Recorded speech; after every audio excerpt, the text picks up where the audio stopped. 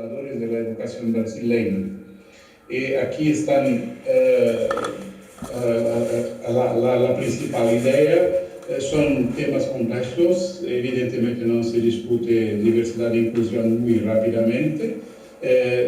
Yo pretendo presentar brevísimas consideraciones sobre cada uno de los elementos que son diversidad, inclusión, formación de profesores y actuación de profesores de la educación básica en Brasil.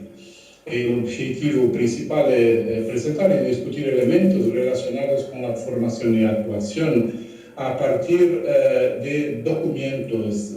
En Brasil tenemos nuevos documentos que afectan directamente la educación básica y, por tanto, afectan los profesores que actúan en la educación básica. Entonces, un reciente documento cambió las orientaciones curriculares para la educación básica y, por tanto, las universidades también tienen que adaptarse a esta nueva orientación curricular.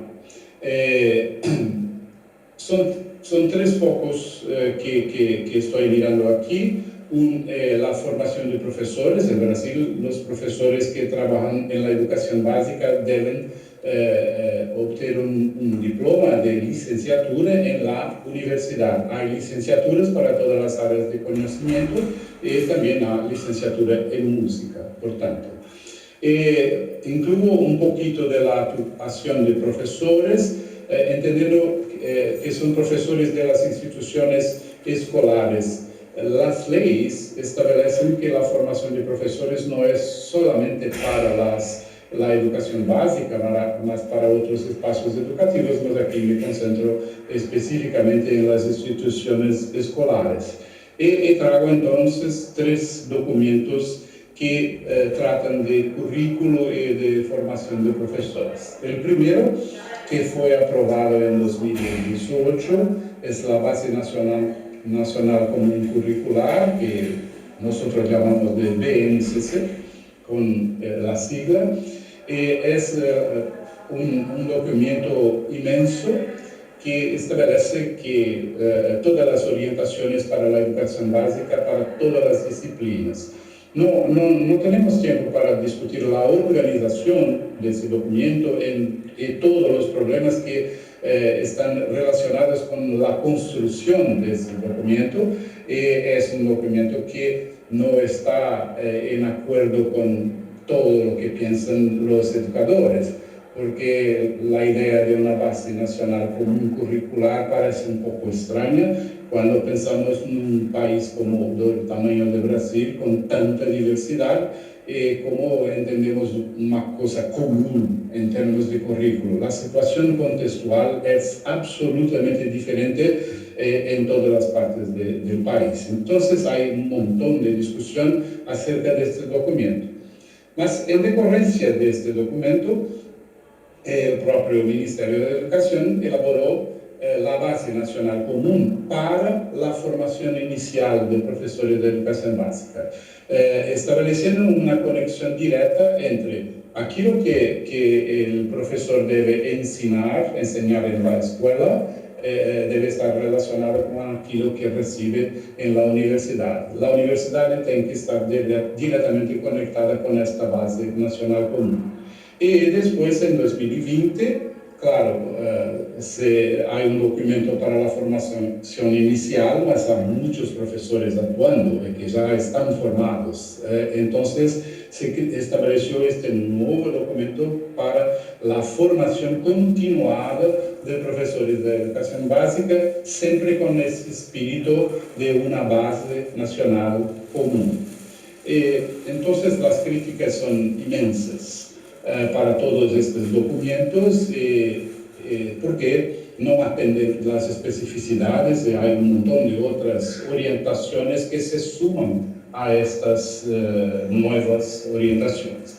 Esta base nacional común es un documento normativo, entonces, que define el conjunto orgánico y progresivo de aprendizajes esenciales que todos los alumnos deben desarrollar a lo largo de las etapas y modalidades de educación básica. En principio, podría ser una idea interesante na medida en que se discute en el documento que todos los estudiantes brasileños deberían tener las mismas oportunidades. No debería haber una distinción que en la región sudeste, que es una región rica y que tiene una población grande y que tiene muchas universidades que preparan profesores, ofrezcan una calidad de educación que es mejor que en otras regiones del Brasil que no tienen las mismas condiciones.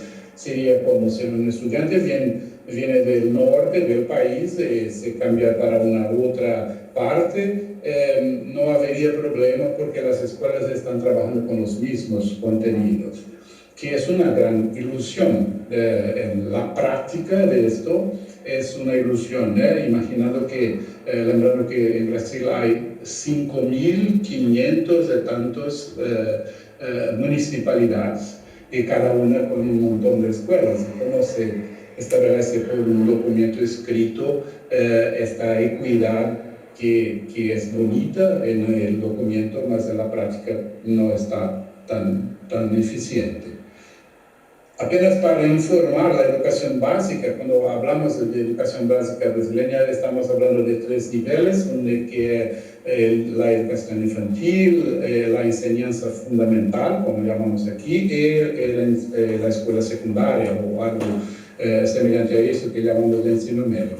Para todos los niveles, los profesores deben tener un título universitario, una licenciatura, sea una licenciatura en pedagogía, como llamamos, para los maestros que trabajan con los años iniciales de la escuela, con lo que sería la educación infantil y la escuela primaria, y después las licenciaturas específicas en cada modalidad curricular, matemática, lengua portuguesa, historia, geografía, y las artes están ahí incluidas. La educación infantil en este documento no presenta exactamente un currículo de artes, presenta algo que se llama campos de experiencia y los títulos que aparecen abajo son los títulos de estos campos de experiencia. Y en cada campo es posible imaginar experiencias musicales, y hay ejemplos en el documento cómo se debería hacer cosas con todas las lenguajes artísticas, mas no hay una definición clara y por tanto es muy difícil entender una base nacional común, porque son cuestiones extremadamente abiertas y que también dependerá del docente que actúa. La enseñanza fundamental presenta también el ensino, la enseñanza secundaria. En este documento presenta todas las áreas de conocimiento organizadas de diferentes maneras, y las artes incluyen unidades temáticas que no se entiende exactamente lo que quiere decir. Si una unidad temática sería una asignatura separada o una organización de la misma asignatura con diferentes contenidos, e incluye, além de las artes visuales, danza, música y teatro, una unidad llamada artes integradas, que también no presenta ninguna orientación sobre quién es capaz de hacer artes integradas, sea un conjunto de profesores o sea un único profesor que tenga que integrar todas las artes. Partiendo ahora para la formación de profesores que deben entonces seguir todas las orientaciones para la educación básica, este documento está completamente conectado, que se refiere entonces a la formación inicial del profesorado en las universidades. Entonces, la formación presupone el desarrollo de competencias generales previstas en la BNCC, así como los aprendizajes esenciales que deben garantizarse a los estudiantes en lo que se refiere a los aspectos intelectuales, físicos, culturales, sociales, afectivos de su formación.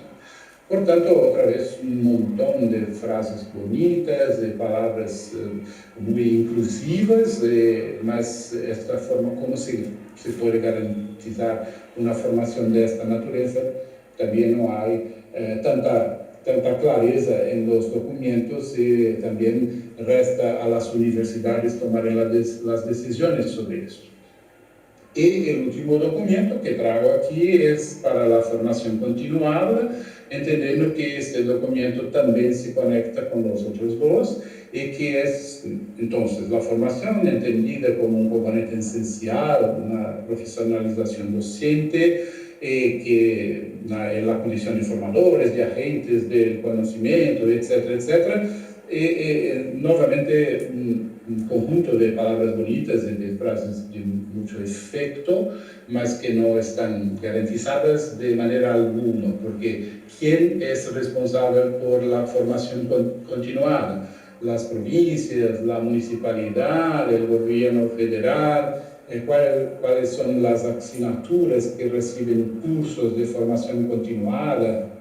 Matemática y lengua portuguesa son siempre privilegiadas con esto, y las artes casi nunca reciben este tipo de formación. Entonces, hay un desequilibrio enorme entre lo que el documento propaga y cómo es la realidad efectiva en la universidad, en las redes. Y aquí, motivado claro, por la temática del evento fue buscar algo como la diversidad y la inclusión están incluidas en estos documentos, que son lindos en términos generales, mas muy poco prácticos. Y así continúa la idea. Diversidad e inclusión están como temas recurrentes en todos los debates educativos y están presentes en el documento. Hay una distinción muy clara para la equidad e igualdad de derechos. Todos los estudiantes brasileños deben tener la misma calidad de educación y se espera que sea muy buena. Respetando la diversidad, incluyendo todos los estudiantes, valorizando las diferencias y considerando la pluralidad y diversidad cultural. Hay diversas problematizaciones que advienen de estos documentos, por ejemplo, en las escuelas. Parece que los documentos indican una especie de ideal para la educación escolar y la formación de profesores. No hay una clareza muy grande, hay afirmaciones muy bonitas, sí, vamos a respetar a todos, vamos a incluir todos, vamos a hacer una educación fantástica, pero no hay una clareza muy grande de cómo esto se dará. La aplicación de tales normas aún está lejos de las realidades de varios contextos educativos. Hay demandas específicas en diferentes contextos y por eso es muy difícil entender la implementación de políticas de equidad e igualdad de derechos para todos, considerando la desigualdad inmensa que está instalada en Brasil en todas las partes. Hay otras problematizaciones con relación a diversidad e inclusión en la formación docente, que se refieren a la autonomía de las instituciones educativas. Hay ciertas normas, mas existe un montón de flexibilización y así cada universidad también decide lo que hacer. Hay muchos documentos que se superponen, hay la BNCC, la formación, etc., mas hay otras normas específicas en cada universidad, en cada estado, y así es muy difícil entender cómo conversar, cómo dialogar con todas las orientaciones. 5 minutos. Sí, la diversidad cultural, social y regional brasileña. Entonces, hay una gran discusión sobre la posibilidad real de una base nacional común, considerando las tan distintas realidades de Brasil. En términos de educación musical, apenas un pequeño detalle, que música es una de las lenguajes del arte, junto con las visuales, danza, teatro y las artes integradas. Hay formación del profesorado en grados específicos para cada lenguaje, mas hay una tradición llamada de polivalente, donde muchos, yo puedo afirmar que la gran mayoría de los sistemas educacionales brasileños, en estados, en municipalidades, contratan un maestro de arte que debe ser responsable por todo, mismo sin tener formación en todas las artes. Este es un modelo muy antiguo, mas que continúa presente muy fuertemente en muchas partes del país. Por tanto, hay muchas contradicciones e incertidumbres en las normas, porque cuando se lee no se comprende quién será el maestro y cómo será esta asignatura. En síntesis, hay una gran superposición de documentos de normas. La educación musical es presentada de forma diferente o está ausente en muchos sistemas, porque los maestros de artes no dominan las prácticas musicales y no hacen nada. Entonces, hay un gran interrogante de cómo la diversidad y la inclusión en la música pueden ser temas relevantes frente a diferentes comprensiones sobre esta área en la escuela. Considerando inclusive que muchas veces la música no está incluida. Entonces se discute una inclusión sin que una área esté presente. Ella está en el documento, pero no está en la práctica. Para concluir, entonces, los documentos legales enfatizan la diversidad y la inclusión en muchas páginas, muchas páginas. La música está presente en los lineamientos legales, más entonces distintas formas de aplicar o no la educación musical escolar. Por tanto, la idea de una base nacional común parece mucho más una utopía do que una posible realización para una mejora significativa de la calidad de la educación brasileña en todos los sentidos. Hay una necesidad urgente de una orientación clara sobre la enseñanza de las artes en la escuela, respetando la diversidad de formas de tratar las diferentes lenguajes artísticas para asegurar la inclusión de esta área en la escuela, contratando docentes específicos para esta actividad. Como esto no ocurre, entonces tenemos que improvisar todo el tiempo como la música está presente en la educación básica, a pesar de los documentos ser muy enfáticos sobre la importancia de la enseñanza de las artes para todos los ciudadanos. Muchas gracias.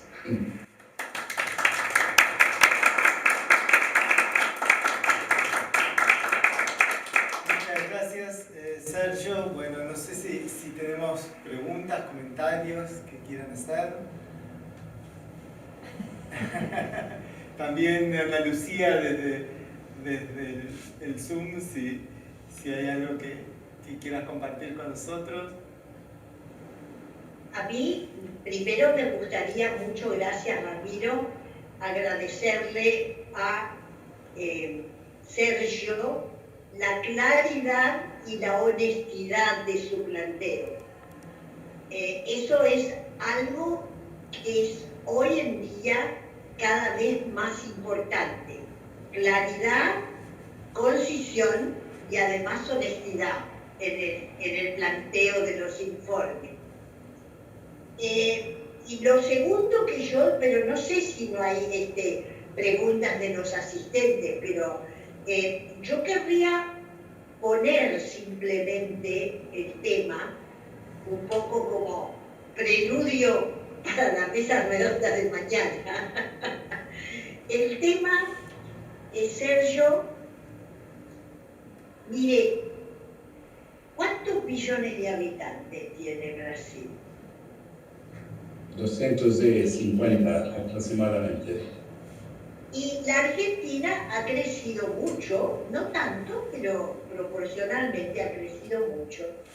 Yo el tema que quiero poner, pero no agotar, pero quiero aprovechar que está Sergio y que Ramiro me dio lugar, para decir que yo creo que el repensamiento ya no pasa por seguir agregando.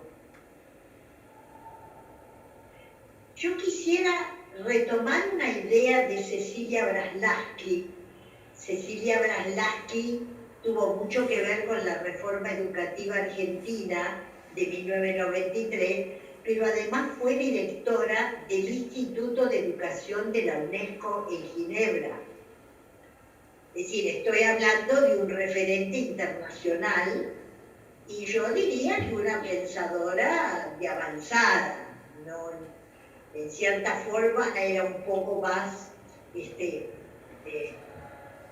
más Pablo Freire que Luis Jorge Zanotti, el pensador argentino paralelo. Y ella un día me hizo un comentario, dice: Ana Lucía, con el incremento de la población mundial, no vamos a poder seguir extendiendo la escolaridad obligatoria, porque no se va a poder financiar. Escolaridad obligatoria de calidad, no estamos hablando de cumplir el trámite burocrático. Y yo creo que Sergio, y hace un rato en la presentación de la producción artística, algo se planteó en el tema de, y ayer en la mesa redonda de las 5, el tema de el arte, la educación general, más volcada a las matemáticas y la tecnología, más volcada, o sea, lo que en inglés son las siglas STEM, S-T-E-M, o STEAM, S-T-E-A-M, A va por arte. Pero yo combino esas dos, no resuelvo nada, como ustedes se darán cuenta, quién soy yo para resolver. Simplemente es para decir, la radiografía de Sergio es impresionante. Además, los que tenemos el privilegio de conocer Brasil y saber lo que es Brasil en arte, históricamente, una dinámica y una vitalidad en general. Pero él tiene razón, los papeles dicen una cosa y lo que se puede hacer es otra. Sergio. Sí, gracias, Ana Lucía. Estamos viviendo un periodo tan difícil en nuestros países y ahora tenemos elecciones para presidente en la próxima semana en Brasil, por ejemplo. El actual presidente, candidato a reelección, a 2 días atrás anunció un corte fabuloso para el área de educación. Entonces, es una contradicción total, porque cuando se mira algo que parece que entonces tenemos la posibilidad de una reestructuración, etc., ¿cómo vamos a hacer formación continuada sin plata? No es posible. Entonces, es una mentira, es algo que está simplemente en el documento, más que no ocurre en todos los días en la práctica. Entonces, estamos siempre luchando contra estos momentos políticos. Hay dinero, no hay dinero, hay profesores, no hay profesores, se contrata, no se contrata, y así vamos viviendo una situación siempre un tanto cuanto precaria para la enseñanza de la música en la escuela. Hay muchos ejemplos positivos en Brasil, mas también hay un montón de ejemplos no positivos. Este es nuestro dilema constante.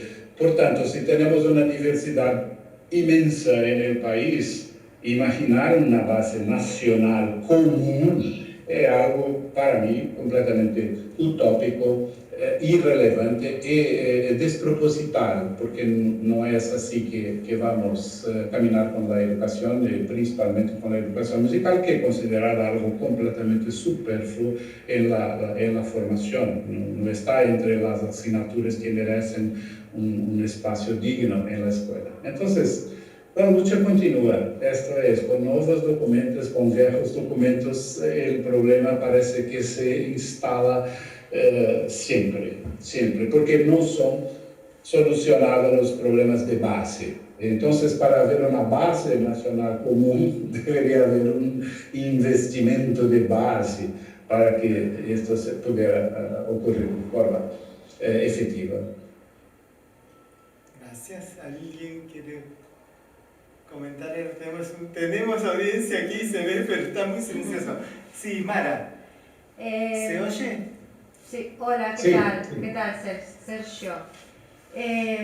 Yo me quedé pensando que eso que compartís no es un panorama muy diferente al que podríamos compartirte acá nosotros. En principio en relación a eso, ¿no? A la letra escrita y después al hecho político, a la praxis política y a lo que realmente puede pasar. Eso me impactó, por un lado. Sabemos igual que somos toda una región con diferencia de clase social y donde hay una pequeña porción de sociedad elitista y una gran porción, cada vez más gran porción, ¿no? de pobres, de excluidos, de marginalidad, etc. Eso por un lado. Y por el otro lado, pensaba en lo que decía Ana Lucía. Y aunque podemos discutir en relación a si la escuela antes fue de calidad y ahora no es de calidad, ¿no? Muchas veces aparecen los teóricos historiadores como hay también como un hacer instalado de pensar que todo pasado fue mejor y habría que poner pregunta ahí si realmente fue así o no. Pero lo que discute la diversidad es en relación a la homogeneidad, ¿no? A una escuela que fue pensada para homogeneizar a una sociedad y en la que en este momento histórico le estamos haciendo preguntas, ¿no? Le estamos ahí poniendo peros y bueno, nada, nosotros estamos en eso también y nuestros documentos dicen eso, ¿no? Y cuando entramos a las escuelas no aparece, ¿no? Lo tenemos, como vos dijiste recién, continuar la lucha. Eso, gracias, Sí. gracias. Muchísimas gracias por tu comentario. Creo que es esto, no quiero tener pasado una impresión pesimista.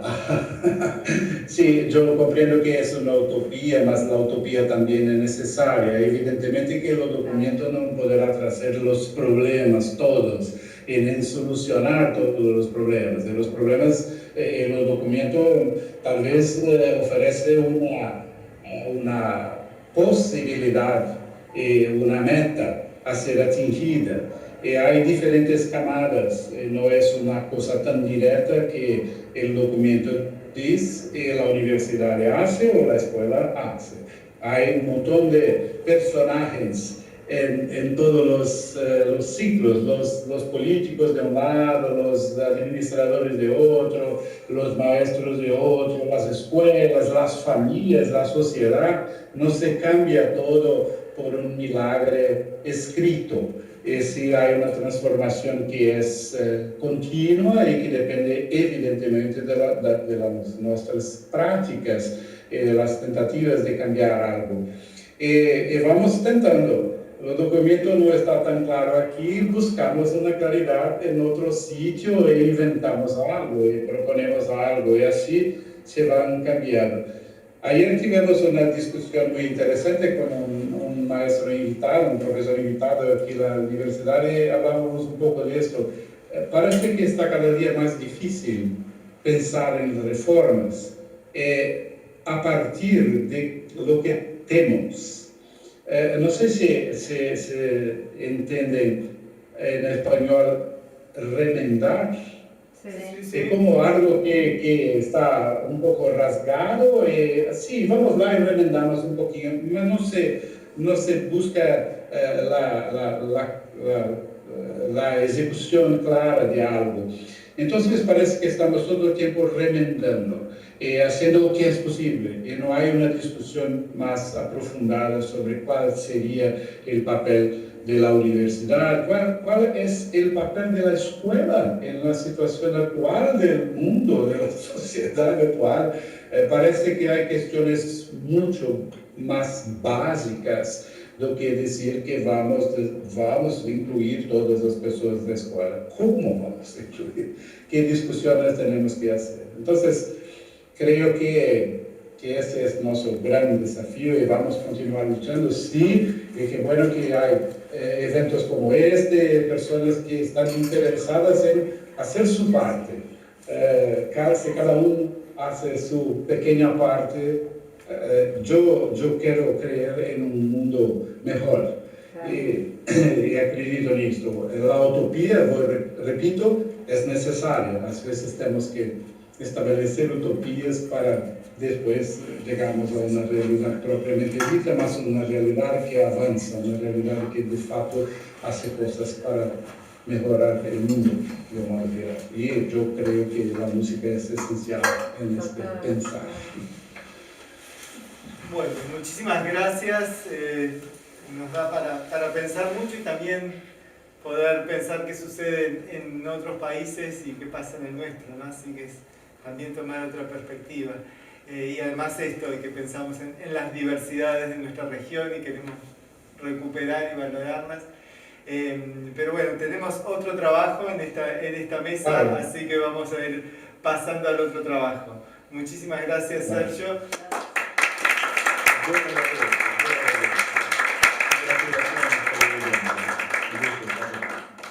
Seguimos entonces con el Zoom ¿vos tenés proyección? No, va a ser a la vieja escuela. Esa es la vieja escuela, o sea, es hablado, así que lo que vamos a ir a hacer entonces es apagar el proyector y si querés así quedás también Federico Eckhart, entonces profesor en nuestra escuela, que va a presentar su trabajo acerca de la divergencia en el aula.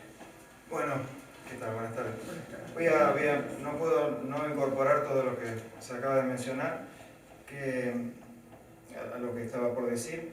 El caso de mi trabajo es completamente personal, el enfoque es en la dialéctica personal de uno con su rol docente, lo que acabamos de ver, la dialéctica institucional de los grandes sistemas, y que incluso casi fueron preguntas epistemológicas al final, ¿no? ¿Cuál es el rol de la educación? ¿Cuál va a ser el rol de la educación en el futuro?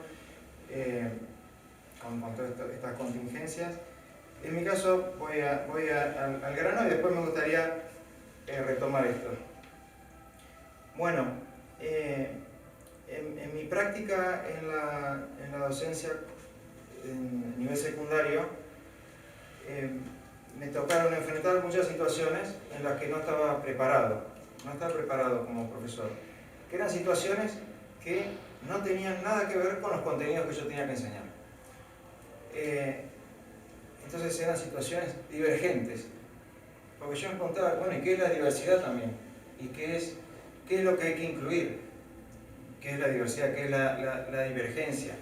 ¿Cuál es el referente en el cual pueden sobresalir o destacar lo que no es homogéneo? Y justamente el único referente que tenemos nosotros son los contenidos. Los contenidos, los planes de estudio son los referentes. Todos deben ver los mismos contenidos. Eso a mí me resultó bastante llamativo, porque cómo combinamos todo este enfoque, también que se han incorporado nuevos contenidos, que esos contenidos nos hacen... O sea, acá estamos hablando también del rol de los contenidos, el rol del docente, el rol de los contenidos y el rol de los contenidos en la formación docente. Evidentemente tenemos que discutir los roles otra vez. Y recordaba que el lunes se estuvo hablando, se hizo una metáfora con un barco, ¿no? De un barco con el docente como un capitán navegando un barco. Y yo recordaba la frase de Séneca, ¿no? Ningún viento es favorable si uno no sabe el puerto de destino. Entonces, el puerto de destino, y recién lo que acaba de mencionar Sergio, en cuanto que siempre hay que tener una utopía también, por más que no se cumpla, pero eso es un puerto de destino.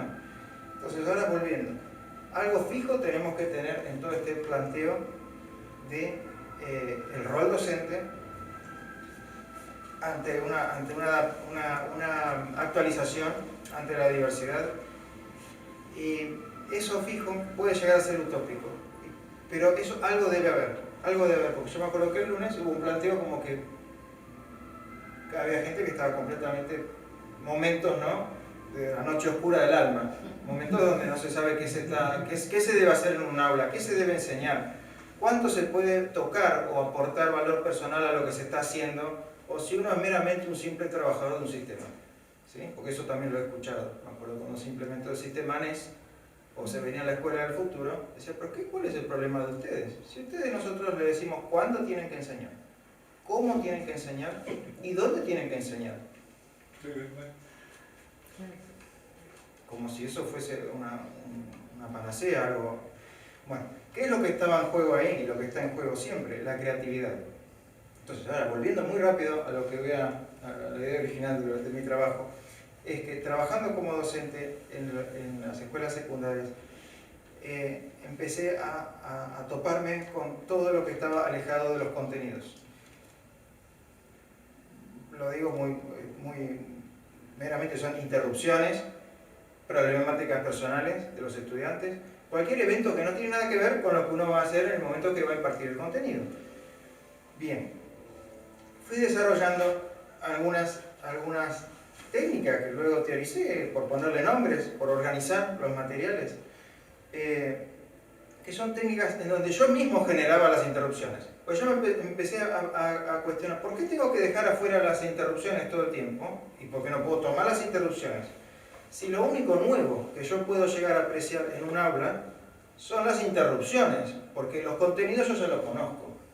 ¿Se entiende? Entonces, ¿qué serían las interrupciones? Bueno, puede haber un montón de clases de interrupciones. Para que vayamos entrando en tema, las humorísticas. Un chiste puede pasar, no nos va a desviar mucho la clase, ¿sí? Un chiste puede venir de parte de cualquiera de las dos partes. Un chiste siempre es bienvenido. ¿Y por qué siempre es bienvenido un chiste? ¿Y por qué es malvenido cuando un chiste se censura?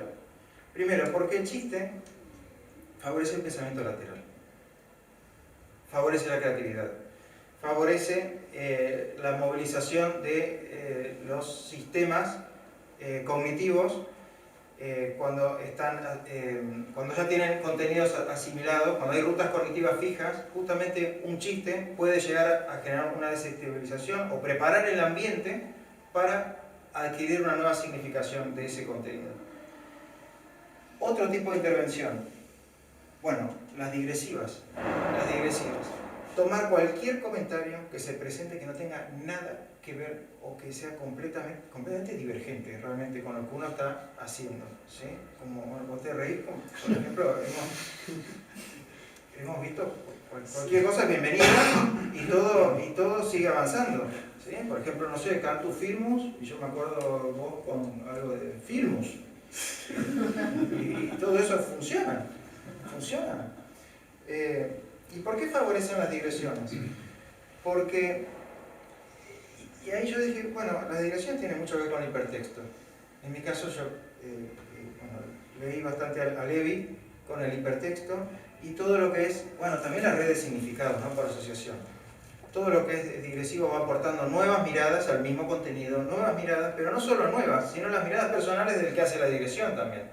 Entonces se apropia de los contenidos. Y los demás pueden disfrutar de múltiples significancias. O no, porque a veces tampoco va a haber algo significativo para el otro. A veces tampoco un chiste va a hacer reír a todos. Pero bueno, eso sí amplía el abanico al decir, los contenidos son los mismos, los participantes no. Eso es lo que tenemos que tener en cuenta. Bien, otra técnica sería de contenido ético, del ethos, ¿sí?, del ethos del docente, y sería más bien como una aproximación vicaria. Uno es todo el tiempo un modelo de lo que, estamos hablando de formación del docente, ¿sí? Uno tiene que tratar de mostrar, sabemos, ¿no?, que el comportamiento vicario, o la técnica vicaria, es una de las más fuertes, no solamente en la formación docente, sino en la formación del ser humano, como aprendemos, por imitación. Entonces, las técnicas vicarias también pueden ser inspiradoras para generar divergencia y generar creatividad a la hora de dar el contenido Pero se dan cuenta que el contenido está quedando en segundo plano acá. Esa es la idea justamente de todo esto. Y otra clase serían las expresivas dramáticas. Bueno, estas están muy relacionadas con todas las herramientas que nos brinda ya la oratoria, la retórica clásica. Pero a su vez también están, digo que cada una de estas técnicas no tiene que ser por separado. Evidentemente se van a dar se pueden dar en conjunto. Las expresivas dramáticas, por ejemplo, pueden tener hipérboles que a su vez sean humorísticas, que evidentemente van a ser humorísticas. Entonces ahí se irían combinando. Y ahora, mi pregunta sería, ¿cuál es el rol de los contenidos? Si estamos enseñando a enseñar. Por ejemplo, yo en esta institución enseñando técnicas y elementos. 1. ¿Cuál es el rol de mis contenidos si yo tengo delante mío futuros docentes? Enseñarles un contenido técnico específico. ¿Cuál es mi valor? Ese contenido lo pueden obtener de cualquier lugar. Mi valor es humano. El valor nuestro no está en los contenidos, en los saberes. Con eso, bueno, podemos recordar a Freire. Sino el valor está justamente en nosotros, el valor humano. Entonces, también mi planteo es, ¿qué hacemos con los contenidos? Por supuesto que los contenidos tienen que estar, porque nosotros no vamos a enseñar corte y confección, vamos a enseñar, por ejemplo, música. Entonces tiene que haber contenidos de música. Pero yo me estoy refiriendo a todo el resto de los otros contenidos que a veces no se enseñan y quedan ocultos, casi como currículum oculto, detrás de los contenidos técnicos, que son mucho más fáciles de enseñar. ¿Por qué? Porque simplemente lo estamos replicando. Ahí no hay creatividad. Todo esto está pensado para la creatividad, que creo que sería la diversidad hoy nos pide creatividad. Está apelando a la creatividad. Es el único lugar que podemos llegar a salir y no quedar como autómatas. No quedar como autómatas en un sistema, ¿sí? Como operarios en una fábrica. ¿En una fábrica de qué? De titulados. Eso no puede pasar. Y eso tiene un poco que ver con el planteo que estaban hablando de qué va a pasar con la calidad en el futuro. ¿Sí? ¿Qué va a pasar con la calidad en el futuro de la educación? Bien. Simplemente eso. Muchas gracias.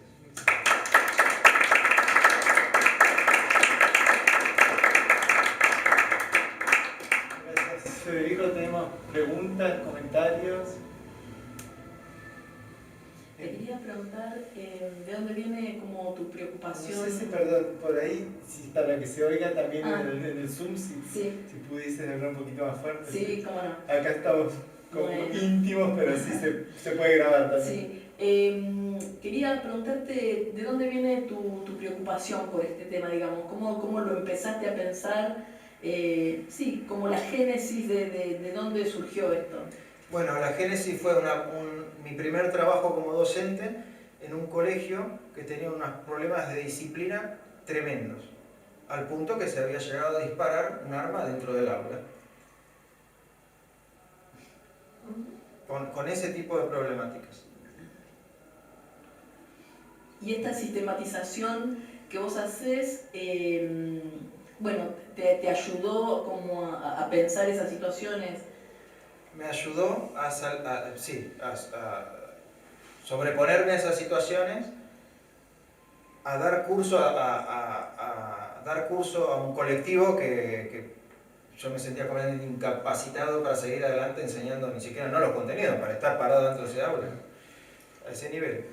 Pero eso fue la génesis. Después no, sí. Después yo lo fui aplicando en diversos grupos, no diversos, porque con niños nunca trabajé, adolescentes y adultos.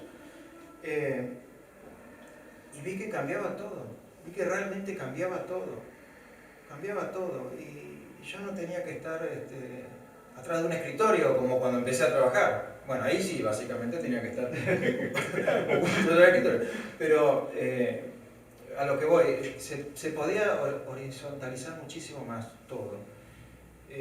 Por supuesto que uno debe saber los contenidos muy bien, pero que si uno había algo que no lo sabía, tampoco era el fin de los tiempos. Hasta que empecé a darme cuenta que la base no estaba en los contenidos, justamente. Digo, sabiendo que los contenidos, sabiendo bien uno los contenidos, sabiendo lo que tiene que enseñar, sabiendo las didácticas específicas de los contenidos que tiene que enseñar. Digo, uno estando en regla, eso no era suficiente para que ocurra el acto pedagógico. Parece medio inocente mi descubrimiento, pero una vez que se me presentó dije, pues yo voy a fondo, porque si no lo otro es aburrido y ya no me gusta. Si me iba a la vocación, perdía la vocación si yo iba a hacer la otra cosa. El asunto también me parece que esto fue una de las cosas que surgió el lunes en la actividad de cierre, que aún con toda la mirada nueva que tenemos y el interés por construir enfoques alternativos y todo este énfasis en los contenidos, la palabra misma contenido supone un contenedor que va a recibir, que está vacío para recibir todo ese contenido. Entonces es como esto que vos decís. Obviamente está bien que se ha corrido el foco en habilidades los últimos años, ¿cierto? Hemos visto entre siempre los objetivos. Las habilidades, aptitudes, pero la realidad es que siguen estando los contenidos. Cuando uno va a tomar un examen, por ejemplo, ¿qué evalúa? ¿Aptitudes? No, evalúa todo a través de contenidos. Aptitudes para demostrar que sabe los contenidos. Bueno, ¿qué me importa? Siguen siendo los contenidos que están ahí. ¿Sí?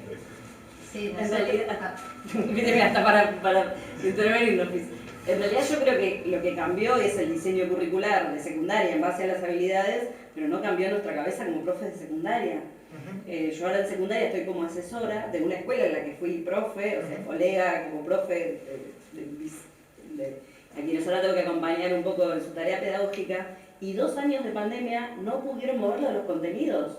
Y yo soy una recontra defensora del contenido, y cuando vamos a supervisión te dicen las habilidades, no. Todo bien con las habilidades, pero yo doy filosofía, quiero que sepa bien Sócrates, que argumente como habilidad, pero yo quiero que se lleve algo de Sócrates. O sea, no es que no estoy del lado del contenido, pero fue imposible mover. Es decir, una escuela de 800 alumnos, tenemos 400 que todavía siguen debiendo cosas de la pandemia. No, pero no llega con el programa mínimo. Bueno, no llega con el programa mínimo, pero ya pasó 2 años más. Pasó el 21, pasó el 22. Y algo de lengua aprendió, algo de matemática aprobó. Está aprobando las siguientes. Y no podemos mover esa estructura del programa, de no llego. Ahora el nuevo reglamento de media dice, bueno, jornadas, semanas temáticas. Para mí es divino. Damos una semana temática y como estamos haciendo acá, no sé, pensamos la diversidad, la pensamos en historia, la pensamos en geografía, la pensamos en música. Pero me atraso con el programa. Y lo peor es que a los pibes no les pasa nada. Pues si vos me decís, los chicos, con esto que estamos haciendo, aprenden y están contentos en la secundaria, y van, acá tenemos una tandita recién salida del secundario. Decimos, bueno, si los pibes aprenden, vamos con eso. Pero como no están aprendiendo nada, porque están sufriendo, porque hay pibes que van y ves que tienen 11 materias desaprobadas de 11, decís, bueno, che, cambiemos un poquito. Ahora está pasando, sí. Sí, pero no. Es como la vieja vaca sagrada, como dicen. Perdón, que ahí nos pisamos. No, me gusta esa frase que usaste, ¿no? Como sé todo, estoy en regla, tengo el título, me sé todas las metodologías, pero no es suficiente. Resalto esa frase porque eso, todo el ámbito humano, ¿no? Nosotros intentamos en pedagogía ponerlo ahí sobre la mesa todo el tiempo, ¿no? Como hay algo, eso, de la relación entre nosotros que no está puesto, sí. No está puesto. No, está el foco puesto en la relación entre el estudiante y el contenido. Claro. Eso es una cosa loca Claro. para mí. Sí, no aprendemos eso, a cómo hablarle a un joven, qué decirle, cómo decirle, por qué, o sea, todas preguntas que se nos juegan cuando entramos a un aula y lo único que sabemos es explicar el contenido, ¿no? Y estamos con seres humanos. Es fuerte esa pregunta y es muy fácil caer como en la dicotomía, bueno, contenido o humanidad. ¿No? Como, no te preocupás del contenido, vos no te querés preocupar del contenido, entonces no enseñas nada, entonces dejas hacer lo que quieran, entonces ¿no? Y ya viene la crítica de los tecnócratas, ¿no? Del tecnicismo que aprendimos, ¿no? Bueno, yo trato de usar, y siempre lo digo abiertamente, cuando yo enseño música, o enseño contrapunto, o enseño, digo, no solamente música, sino cosas más técnicas todavía, puedo enseñar fuga, o lo que sea, para mí siempre es una excusa lo que estoy enseñando, pues yo estoy enseñando otra cosa.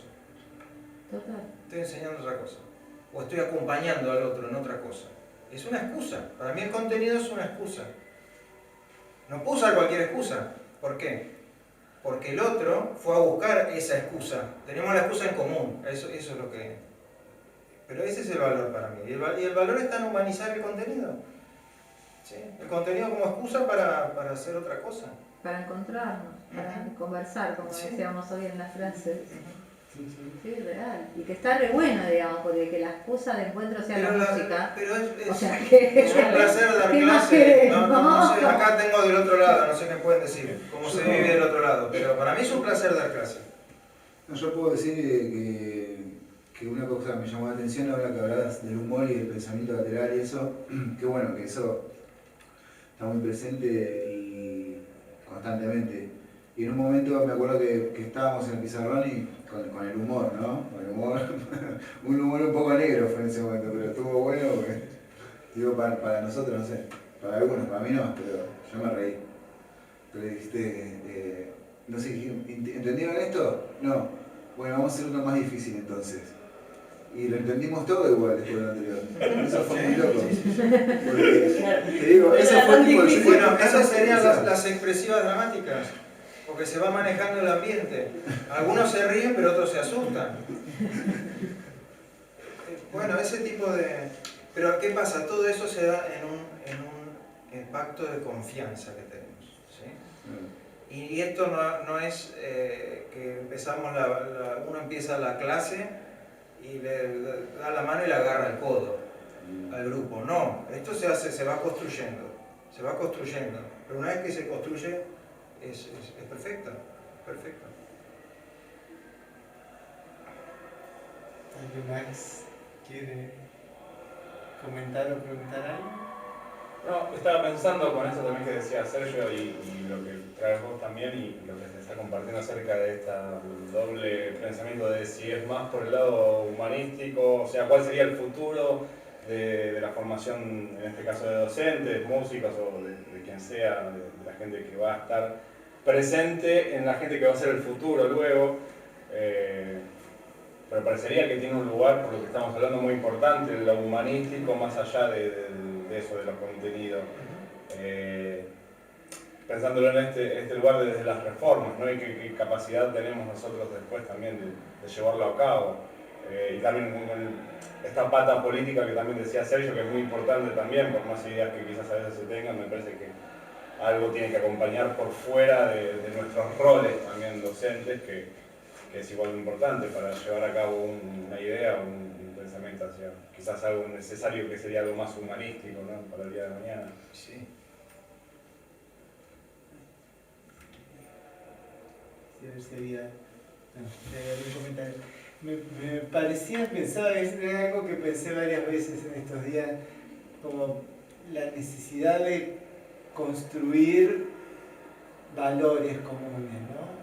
Inclusive sobre el contenido, o sea, el contenido yo lo enseño porque lo valoro, o tengo más chances de enseñarlo bien si sé cómo y lo conozco porque lo valoro, y alguien del otro lado que también lo valore y en todo caso también construir ese valor, que si yo puedo encontrarme con la o el estudiante en la valoración de ese contenido, o la valoración de la relación, o la valoración de la situación humana, emocional por la que está pasando alguien de un lado o del otro.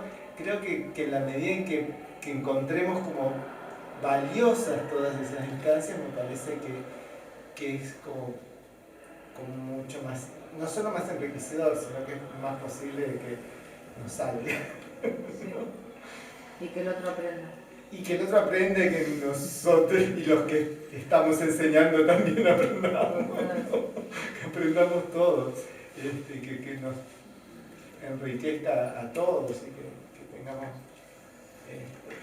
Con lo cual también, por ahí, bueno, ahora vengo por este lado pensando también en lo que decía antes Sergio, y también en una cuestión que me vengo preguntando en estos días, es de cómo repensar, inclusive en el comentario que os habéis hecho hace un rato, Mara, cómo repensar el concepto de institución, ¿no? Esta idea de cómo entra y cómo sostenemos la diversidad dentro de una institución, cuando el modelo de institución en principio es homogeneizar, normalizar, ¿sí? Y en todo caso, bueno, sí, que entren diversos, pero que salgan todos iguales. Claro. Que no se noten. Claro.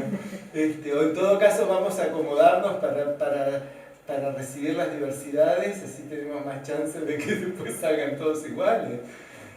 Es como tremendo eso. Igual creo que la noción de equidad no tiene que ver con la de homogeneizar.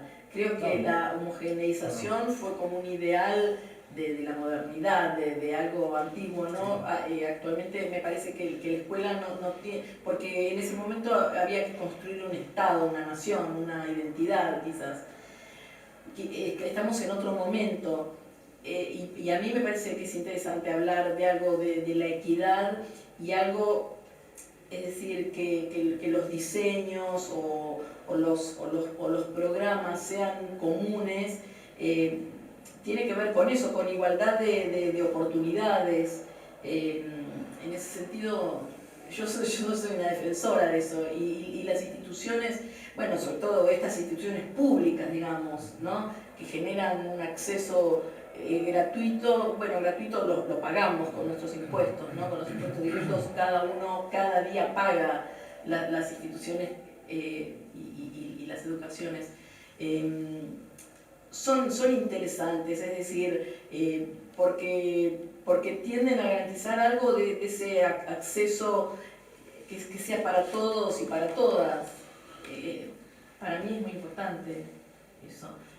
No creo que la equidad en ese sentido valga a todo igual, a homogeneizar o a uniformizar. No, pero son dos cosas distintas, como mencionaste. No, Sí. El asunto es que por ahí está como fuerte Sí. todo el pensamiento y después nos encontramos como con el sistema que sigue. Claro, pero lo que comentaban antes, la equidad está planteada, escrita, legalizada. Claro, es un poco lo que y la comentaba práctica Sergio, no. sí, están los documentos, están lindísimos, tenemos estos espacios y están buenísimos y pensamos, y bueno, por ahí ponemos como mucha más vida a esa letra escrita, pero después nos terminan diciendo que bueno, pero los contenidos o te tenés que presentar a tomar horas y bueno, tenés que hacer el proyecto donde cubra los contenidos. Es como que es difícil todavía sacarse. No, y en términos de equidad Eso, también, no, porque sí. esta escuela es pública, pero también para los estudiantes que vienen a esta escuela tienen que tener trabajo, porque tienen que comprar los instrumentos, porque tienen que venir vestidos con una cierta ropa, porque estamos en el medio de Saavedra, porque, no sé, tienen que comer, porque tienen que dormir bien, porque si no, no pueden estudiar música. Y eso hay que pensarlo, ¿no? En términos de equidad. Sí, yo creo un poco lo que decía el otro día, que estábamos viendo el tema de inclusión y exclusión. Que bueno, que también está esta cuestión de que cuando uno o alguien que quiera incluir algo, siempre está excluyendo otra cosa también. Entonces uno se pregunta, bueno, también, ¿realmente es para la diversidad o digamos que estoy excluyendo también? Porque tal vez hay alguien que necesita un poco más o un poco menos, no sé. O sea, como me parece que todo lo que está blanqueado en las leyes y todo, como por ejemplo lo de ESI, o digamos lo de la integración más que nada, como que bueno, hay que integrar porque hay que integrar y uno tiene que comportarse como el canon de que hay que integrar, pero en realidad no integraría. Pero bueno, si no integro, me van a mirar mal en el barrio, una cosa así. No sé. Como el conejito de la canción de hoy, que era, Claro. las chicas nos pasaron toda la obra. Que no es Y era este conejito que la mamá le decía, bueno, sé normal, por eso también las frases que... Bueno, eso es otro fenómeno que ya no da tiempo. Ya no da el Pero tiempo. está prohibido expresar de que a uno no le gusta algo, por ejemplo. Está prohibido decir que... No prohibido, pero digo, está en la atmósfera. Claro. Sobre todo en un curso de creatividad, como enseñando música, enseñando artes. Decir que una cosa es horrible. Yo tengo todo el derecho de decir que una cosa para mí es horrible, pero no se puede decir. Tengo que decir que no es demasiado bonita. O ese ejercicio está mal hecho. Podría estar para mejor. la época. Pero Para la digo, época, para la época. eso se está poniendo que muy pesado, pero bueno. Sí, porque aparte ahora todo es discriminación. Exacto. Y te meten en una... Exacto. Nosotros el año pasado, ya mi directora directamente llamaba a la chica del INADI y era, hola, ¿cómo le va? Bien, todo bien, y ahora teníamos gente que era denunciadora serial, no, porque le dijo, el año pasado mi mamá decía, no, porque el preceptor adentro del aula solo mira a mi hijo. Cada vez que hay un problema, él viene y mira a mi hijo. En un aula de 30 cuando usábamos barbijo. Entonces, ¿cómo podés saber que la mirada del preceptor solo va a tu hijo? No, yo voy a ir, y yo voy a ir a mi... Bueno, vaya, señora. Y encima la madre que no estaba en el aula. Claro, me aparte decía, el preceptor solo mira a mi hijo. Quizás hasta uno por cómo maneja su lateralidad, hay un lugar hacia el que mirás primero, lo mismo que cuando entras al súper, lo caminas de un lado, entonces quizás mirás más para acá y después haces un barrido visual. Entonces, bueno, también la cultura de la denuncia, incentivada por el ministerio y los medios, a los denunciadores seriales les encanta. Entonces, todas las palabras hay que... Es que al final, si todos tenemos la obligación de que nos guste todo y abarcar todo, al final desaparece la diversidad. Somos todos Desaparece, iguales. como decía Roman Jacobson, lo más importante, el contraste. Gracias al contraste es que podemos aprender. Podemos aprender, podemos aprender. Bueno. Bueno, muchísimas gracias. Tenemos ahora